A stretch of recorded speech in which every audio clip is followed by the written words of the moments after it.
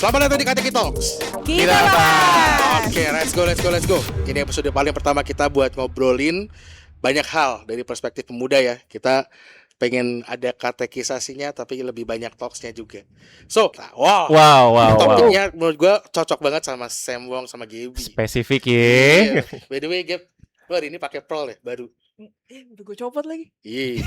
Tadi Gaby pakai pearl guys waktu ini.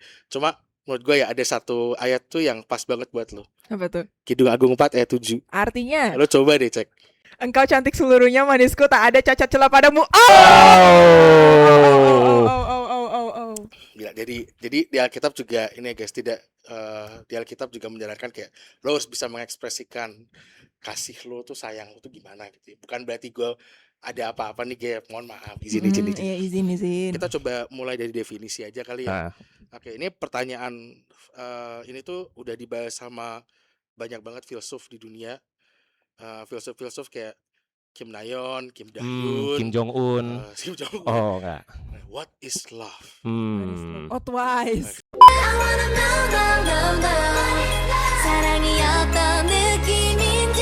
Iya. Menurut lo cinta itu apa sih?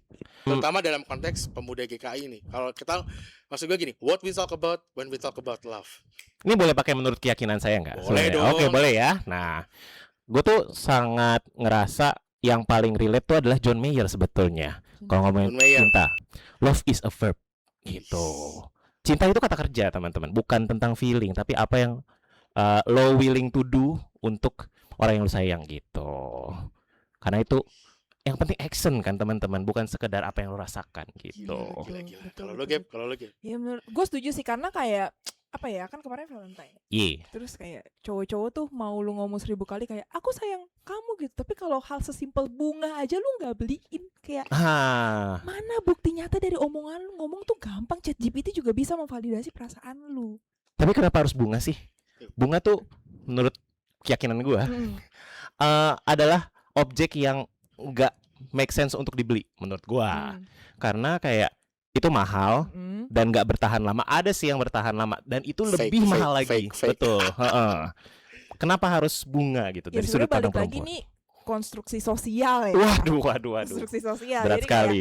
kayak ya image itu, bunga itu adalah sesuatu yang cantik, yang very girl like, yang yang wanita-wanita suka lah gitu. Dan gue personally pun dulu gue merasa kayak apa sih bunga doang gitu. Tapi by age kayak, lu ngerti gak sih, ada hal-hal yang cowok bilang kayak ya nggak bisa, ini emang udah bawaan cowok gitu. Nah sama menurut gue bunga juga kayak gitu ya, ini udah bawaan cewek gitu.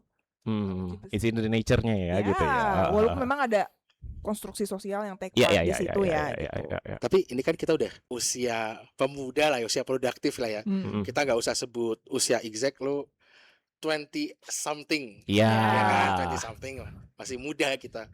Tapi menurut gue sih kayak sekarang tuh kita udah mulai berubah ya. Kayak enggak puppy love lagi gitu. Jadi menurut gue love tuh udah bukan sekedar emosi, tapi love is a feeling. Feeling is like appearing whatever you put in that gitu loh. Jadi maksud gue misalnya gini, piring makan ya maksudnya ya. jadi kayak itu tuh sesuatu yang mungkin mungkin feeling yang lo harus ekspresikan lagi gitu. Apa isinya? Lo gak bisa bilang kayak I love you doang gitu. Lo ekspresinya gimana sih gitu. Dan itu membuat gue, salah satu framework gue ya ketika gue memandang itu tuh kayak misalnya gini, love needs clarity needs consciousness. Lo harus sadar kayak gue kalau dulu puppy love lo cuma gue ngerasain gue suka sama dia, gue nggak suka sama itu, it's a feeling, right? Iya. Tapi kadang lo nggak sadar kan sebenarnya kenapa sih gue suka sama dia gitu. Kayak sering banget kayak gue nggak suka sama orang itu, kenapa sih? Kayaknya ya nggak suka aja, atau kayak ya suka aja. Iya. Kita nganggap itu kayak it's pure, tapi sebenarnya itu nggak kontrol gitu, lo nggak clear. That's why lo kenapa nggak clear, mungkin karena lo nggak conscious juga, lo nggak berpikir dengan hikmat gitu loh. Jadi lo terbawa sama emosi, which means back ke salah satu aspek yang baru menurut gue, cinta yang dewasa, cintanya pemuda, terutama pemuda GKI ya, yang sering dong tiap minggu ke kebaktian. Kita harusnya punya clarity, punya control. Dan kontrol itu nanti kayak lo nggak terbawa emosi ketika misalnya dikit-dikit berantem, dikit-dikit nggak mau ngomong gitu, kayak lo udah punya kedewasaan dalam konflik resolution lo gitu. Nanti mungkin kita bisa dalam-dalamin lagi lah intinya. Tapi sebelum kita jauh lebih dalam, kita kan biasanya perlu tahu lah ya, kalau CV kalian tuh gimana? CV, Your dating CV kayak dulu mungkin nggak usah disebut brandnya apa, tapi kayak nggak usah nama brandnya apa. Iya. Lo pernah nggak sih, lo sebagai orang dulu belum bertumbuh banget di GKI, oh gue tuh sekarang pemuda loh, gue lebih mature daripada yang dulu gitu. Apa yang lo bisa petik dari CV lo? Dari CV gue, oke. Kalau misalkan zaman SMA gitu ya, gue pertama kali pacaran tuh kan zaman SMA, SMA kelas 2 dengan teman sekelas gitu. Memang di masa itu menurut gue kayaknya mikirnya nggak jangka panjang. Ya udah kita ngejalaninnya as it is aja. Pergi ngedate, terus bikin tugas bareng. Kalau mau sekelompok berdua ya boleh bebas pilih siapa aja. Pilih kamu dong pastinya. I choose you. Tapi kan nggak pernah di dalam obrolan anak SMA tuh mikir kita nikahnya gimana nih gitu. Nggak mikir sampai ya. situ. Mau punya anak berapa ya? Oh enggak lah, pasti nggak dimikirin ke sana gitu. Untuk bisa ngobrol sama bokap nyokap dari pihak masing-masing aja udah bagus sebenarnya gitu. Tapi lagi itu lo ketemu nggak? Ketemu. Ketemu. Oh gitu. Karena itu adalah ngedate yang paling low budget. Ke rumah pacar gitu. Oke. Gitu. Nah, betul. Nah, tapi ketika udah pacaran di umur-umur yang udah late 20s ini, filternya jadi lebih panjang, mikirnya lebih panjang gitu. Punya teman sepadan yang bisa berjuang bareng-bareng gitu. Kita tahu semua hidup tuh udah sulit, tapi kalau ada 2 warrior, 2 ninja, 2 samurai kan lebih gampang ya ngadepin hidup gitu. Mungkin dari Ibu Gaby mau menambahkan? Udah eksklusif di KPGKI. Iya, jadi kayak contrary to popular beliefs, orang-orang percaya gue somehow cabangnya banyak gitu ya, yang mungkin ngomong bahasa zaman sekarangnya. Franchise. Iya. Network di mana-mana ya. Tapi sebenarnya enggak gitu. Apalagi zaman sekolah gue bener-bener kayak gak ada sama sekali lagi yang deket pun gak ada gitu. Tapi gue hitungannya maturing lebih cepat ya dibandingin teman-teman seumuran gue, karena koko cici sepupu gue tuh jauh lebih besar gitu. Dan mereka tuh kalau pacaran tuh long term banget, beneran dari SMA pacaran 10-11 tahun sampai menikah gitu. Jadi dari dulu gue mikir kalau misalnya dari SMA nih ya, pacaran itu ya for a long term gitu. Tapi ya pada kenyataannya bukan buat nyoba-nyoba doang ya. Gitu. Maaf itu diri saya yang dulu begitu. Coba-coba deh seenggaknya. Tapi ya sejauh ini sih saya belum ya. Kebetulan teman-teman izin. Oke. Tapi seenggaknya ada nggak hal-hal yang itu kan prinsip hidup yang lo dapat ya, berarti satu, pacaran itu kan long term gitu. Ada nggak sih kriteria gitu atau cowok yang nggak gue mau kayak gimana deh seenggaknya gitu? Kalau physically mungkin nggak usah gue reveal kali ya. Gue Wow. aku takut menyinggung gitu orang-orang yang termasuk kategori itu. Karena tinggi. 180 cm lah. Mohon maaf, atlet basket kan 180 cm. Gue 170. Oh, that's hot. Oke, sorry. Yang pasti sih kalau karakternya ya, gue mau orang yang bukan work hard doang, tapi harus smart. Karena work hard doang doesn't mean you can like climb the ladder Social gitu. ladder, Ya kayak gitu. Jadi harus smart. Iya. Itu sih yang paling penting. Iya. Oke. Politisi cocok ya berarti ya. Benar. Ya Bapak sendiri mungkin mau berbagi juga? Oke lah. Eksklusif. Eksklusif. Gak banyak sih, beberapa. Ya gue gak usah sebut exact. Iya. Tapi intinya yang gue percaya ya, meskipun tidak benar gitu. Kadang memang benar Tuhan itu make orang di hidup kita. Penggalannya agak Tuhan menggunakan Tuhan memakai orang untuk character development gitu. Jadi, paham. Jadi lo tahu 500 Days of Summer? Ya. Tahu. Nah, gue tuh benar-benar. Lu summernya? Wow. Summary gitu. Cowok player. Lanjut. Tapi gue belajar sebenarnya gue nggak boleh merasa gue adalah owner dari orang ini. Karena biasanya hal yang buruk itu terjadi ketika kita menganggap ini tuh bukan berkat Tuhan. Jadi pasangan kita itu, partner kita, bukan berkat Tuhan, tapi itu punya gue. Sama kayak Adam dan Hawa, mereka dosa pertama mereka tuh bukan makan apel gitu. Tapi mereka kan pride. Mereka gue merasa kayak gue sama kayak Tuhan nih. gue bisa nentuin ini gue sendiri. Gue tuh belajar waktu itu gue putus dan gue ngerasa kayak gue harus effort banget nih ya, gue harus bisa dapetin cewek ini lagi. Itu salah. Dan ini mungkin buat cowok-cowok yang lain juga gitu, yang memiliki kesalahan seperti gue. Love is not a transactional thing. Cinta itu bukan transaksi. Kita bisa belajar langsung dari Tuhan aja lah ya. Maksudnya kayak dia di doa Bapa kami kan bilangnya kayak ampuni kesalahan kami seperti kami mengampuni kesalahan orang lain gitu. Dan maksud gue kayak di situ gue dapat ilham. Kenapa cinta itu nggak transaksional? Karena kalau transaksional berarti ada konsumen, ada penjual. Dan biasanya kan konsumen itu adalah raja ya. Kalau misalnya gue nih Sam, gue beli sepatu dari lo, nih gue kasih duit, lo obligated untuk kasih gue barangnya. Iya. Nah, love itu nggak kayak gitu. Sama kayak misalnya Yesus nggak minta kita untuk kayak lu harus mengasihi gue gitu.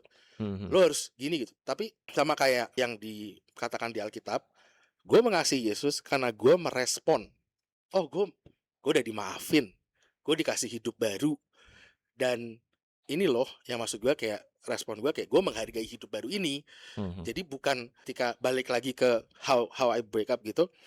Awalnya gue mikir kayak karena ini kepunyaan gue harus balik, gue harus usahain gimana pun, tanpa mengetahui kalau that sense of ownership itu sebenarnya pride gue yang terlukain. Sebenarnya kayak apa ego gue banget. Gue nggak sadar itu, tapi terus ternyata yang gue pikir kayak ini tuh keren ya, gue effort banget nih, sebenarnya itu harassment loh. Sebenarnya itu nggak, kalau misalnya emang gue mengasihi, gue harusnya lebih respect sama orang ini gitu. Tuhan tuh kasih hidup baru buat lo. Nah, hidup baru itu kadang lo harus melepaskan yang lama kan. Betul. Bukan berarti kayak lo harus memaafkan oke. Forgiving is great, tapi kadang lo butuh tanda kutip skena baru, dunia baru. Skena baru. Blok M kali. Iya, bukan dong. Oke. Mungkin dari gue. Menarik. Kalau dari lo sendiri, lo ada pengalaman kayak gitu nggak? Dari love life lo, ternyata lo dapat insight atau lo dapat perspektif baru yang bikin lo mungkin memikirkan kembali kayak relasi gue sama Tuhan tuh gimana ya gitu.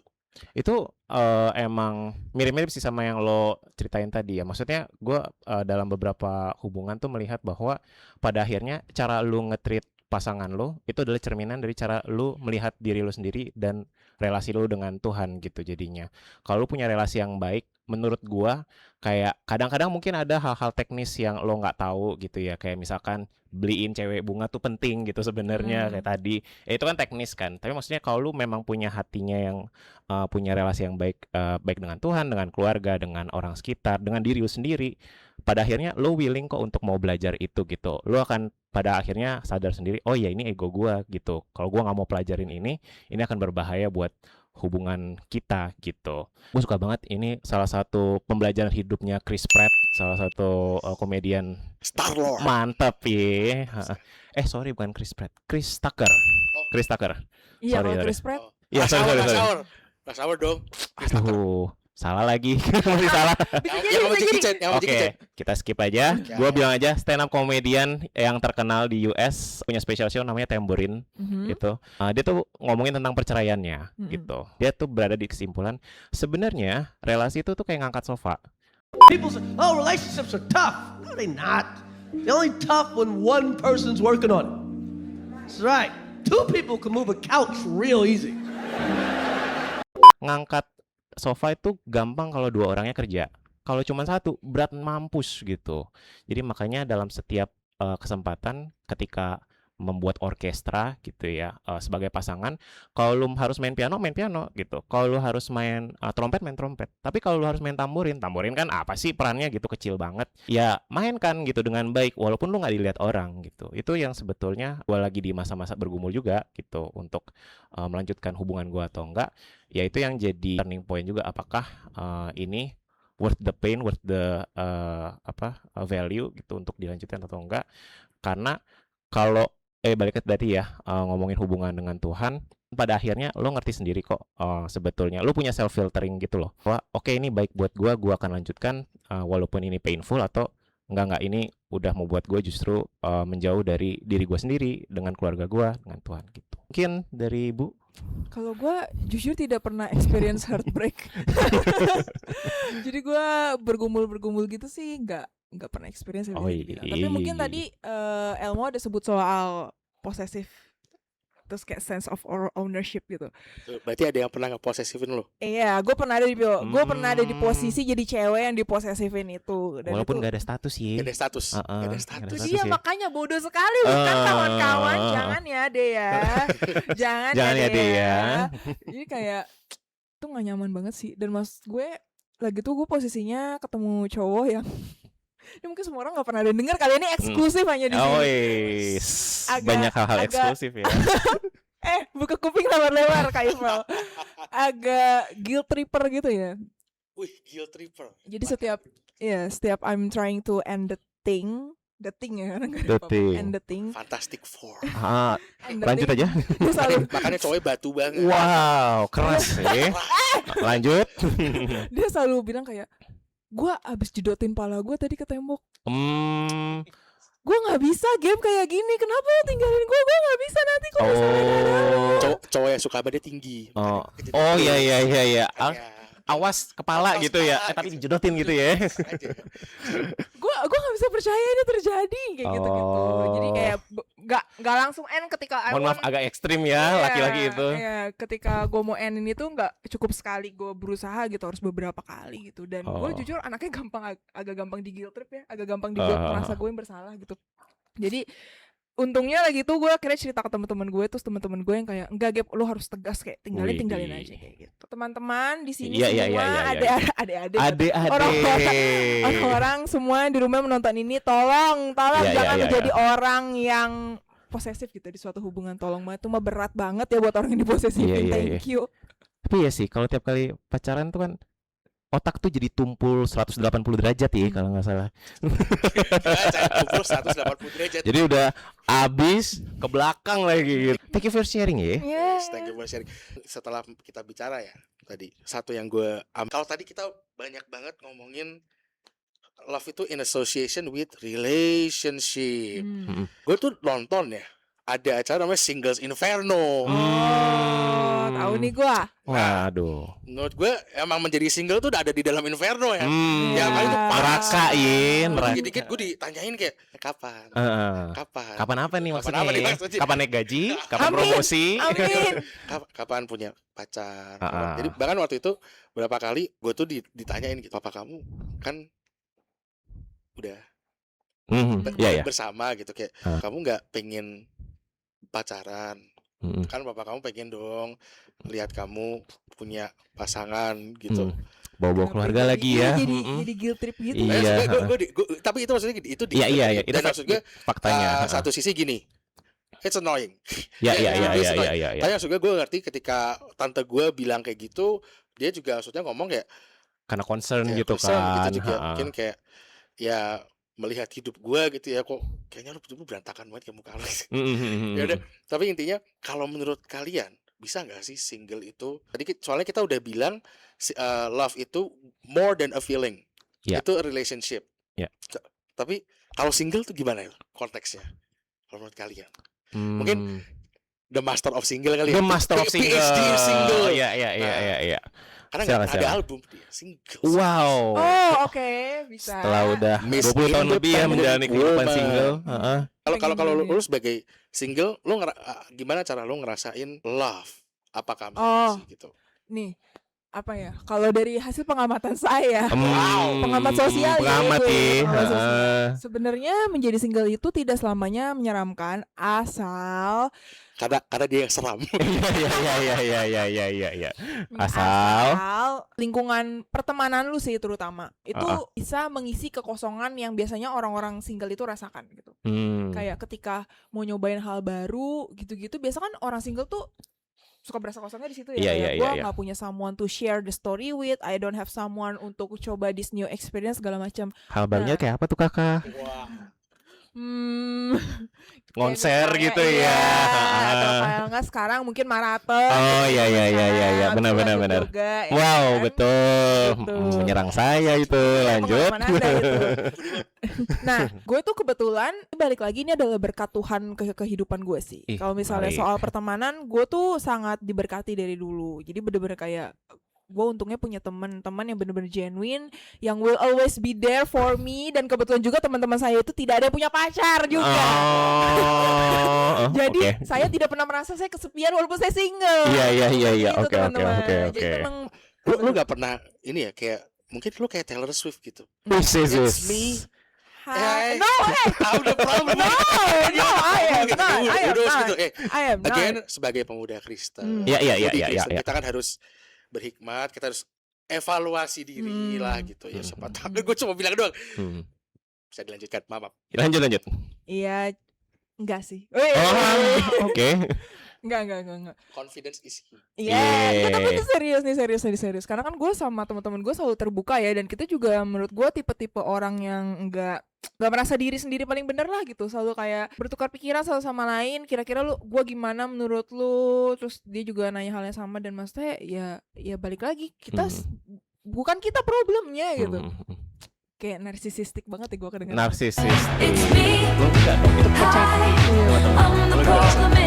Gue tadi mau menanggapi yang lo di setiap acara kumpul keluarga ditanya kapan mulai pacaran lagi gitu-gitu. Ada yang selevel sama itu pertanyaan, intensitas pertanyaannya adalah ketika gue ikut acara keluarga setelah putus. Ini mana? Lu keluarga siapa? Keluarga Oh, iya, keluarga saya dong. Masih ikut keluarga. Bukan dong. Ngapain saya ke sana? Iya, itu ditanya. Si ini mana? Waduh, bingung nih jelasinnya. Ceritanya kan itu udah 1001 malam ya dilewati. Masa diceritain 1001 kali gitu, capek. Ketika kembali lagi jadi single, yang sulit memang beberapa hal tuh ada hal-hal yang harus di-adjust lagi gitu, terkait lifestyle, terkait prioritas gitu-gitu. Dan bener kayak yang Gaby bilang tadi, jadi sendiri, loneliness itu kan sangat, kesepian gitu tuh kan sangat gampang dirasakan gitu kan, apalagi ketika sosok itu menghilang. Cuman kalau Gaby mensyukuri atas lingkungan persahabatannya yang suportif, gue pun juga mensyukuri lingkungan gue gitu, dalam konteks baik itu keluarga maupun pertemanan, dalam ya pelayanan juga, lingkungan kerja juga. Dan dari situ emang butuh, selain willingness dari diri sendirinya untuk berubah menjadi lebih baik, emang perlu dukungan orang-orang luar sih, yang gue masih mengamini ini adalah cara Tuhan memulihkan gue juga gitu. Pada akhirnya fokus aja gitu, mengembangkan kualitas diri sampai lo nanti akan dikasih sama Tuhan pasangan yang sepadan kok gitu. Betul. Karena gue kan emang nyarinya ninja, warrior atau kesatria gitu kan. Nah gitu. Lu gak suka yang basah-basah dong, soalnya ninja warrior. Waduh. Bener. Kalau basah berarti bukan ninja ya, bener. Dor. Ya gitu deh. Oke. Gini, kalau misalnya dari gue, kan gue juga sebenarnya sama kayak GB, gue kayak single all the time gitu kan. Lo suka cowok, lo suka cewek. Gimana? Lo suka cewek. Iya. GB suka cowok. Iya. Gue kan bi. Iya. By myself. Iya gitu. By myself. Iya. Kontroversial. Tapi intinya ya gue all by myself gitu. Kayak justru gue mikir gini, kalau gue belum menjadi seutuhnya, better gue nggak. Exactly. Daripada, karena juga gini, menurut gue ya, banyak orang Kristen juga merasa kayak kalau gue dapat pasangan hidup baru gue sempurna. Baru gue as a whole gitu. Nah, tapi menurut gue lebih baik lo selesai sama diri lo sendiri dulu. Selesai sama diri sendiri itu maksudnya biar kayak lo punya trauma, lo nggak projecting gitu. Tenangin diri lo. Tenang. Tenangin diri lo. Karena gue Lanjut. Tapi, itu intinya. Maksud gue kayak kalau lo udah selesai sama diri lo sendiri, lo udah maksudnya kayak bisa tadi ya. Again, balik lagi ke kalau misalnya link back ke atas, have a clarity. Lo jelas, lo bisa identify ini tuh gue suka atau love atau apa. Lo lebih akan punya consciousness, lo bisa sadar, lo punya control on your life. Dan itu menurut gue bakal lebih bermakna dan berbuah. Again, tadi kita juga udah ngomongin kayak semakin kita sadar love is so precious, itu bukan transaksional. Kita kadang juga maksudnya kalau clear kita bisa memahamin kayak mungkin orang lain, kita bukan, it's not a parasocial thing, it's a real relationship. Tapi gimana kita punya relationship sama sesama bisa juga inspired, gimana kita punya relationship sama Tuhan gitu. Nah, mungkin ya untuk menutup sedikit aja, kasih dong tips-tips untuk gimana caranya kita bisa seimbang, sepadan. Seimbang sepadan. Gue tuh pernah nonton satu konten YouTube namanya The School of Life. Judulnya menarik banget, kalian harus cek. Yang kuning-kuning semua ya. Iya, dia di clickbaitnya ngomong adalah you might end up with the wrong person gitu. Maksudnya mungkin refleksinya karena dia YouTuber dari UK ya, dan angka perceraian UK kan lumayan tinggi gitu. Ya sebagaimana di Eropa pada umumnya gitu. Dia ngasih semacam kontemplasi bahwa pernikahan tuh bukan tentang menemukan orang yang tepat gitu. Karena kalau jadinya kayak gitu, ya lu akan selalu merasa nih orang gak tepat buat gua ketika lagi berantem. Relasi itu atau pernikahan itu, at least di kacamata gue yang single ya gitu, yang gue pelajarin di GKI adalah kita tuh bukan menikahi orang yang tepat, tapi kita membuktikan kita orang yang tepat buat dia gitu. Jadi nah itu sebenarnya kata Raditya Dika sih. Jadi ya yang gue pahamin, ya betul ada beberapa orang, mungkin banyak orang gitu, ketika menghadapi pernikahan justru makin lebih bahagia, semakin lebih happy, lebih komplit gitu, lebih whole.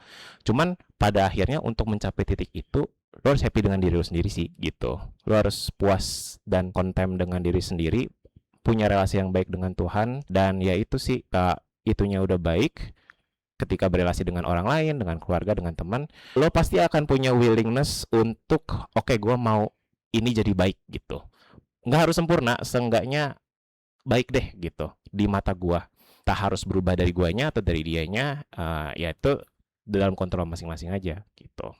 Iya. Nah itu menurut gua, silakan. Ya pasangan lu itu bukan orang yang bertanggung jawab untuk menyempurnakan lu gitu. Apalagi menjadi orang yang menyembuhkan luka lu gitu. Biasa kayak gitu kan. Orang-orang tuh biasa put expectation untuk ya pasangan gua adalah orang harus memahami gua, membantu gua menyembuhkan luka gua. Ya tapi enggak 100% tanggung jawab mereka gitu. Jadi please sembuhin diri lu sendiri dulu sebelum lu malah jadi bikin pasangan lu jadi sakit gitu. Iya. Oke, Gap. Sam, thank you banget buat hari ini. Hari ini pemuda GKI bicara cinta. Tapi kita banyak belajar dari hari ini. First, be humble with your love, have control. Jadilah pemuda GKI yang bisa mengasihi secara mature, dewasa. Terus kita juga tadi lihat bukan ego, jangan samain cinta sama ego. Justru have a clarity. Lo harus bisa bedain antara ini tuh possessive or this is really love. Dan lo akan menggambarkan itu dengan cara lo mengungkapkannya. I think that's it untuk kali ini. Kita udah bicara cinta, kemudian kita udah bicara cinta. Next time kita akan bicara apa lagi nih? Tunggu episode selanjutnya ya. Bye bye, thank you. Bye bye. Bye.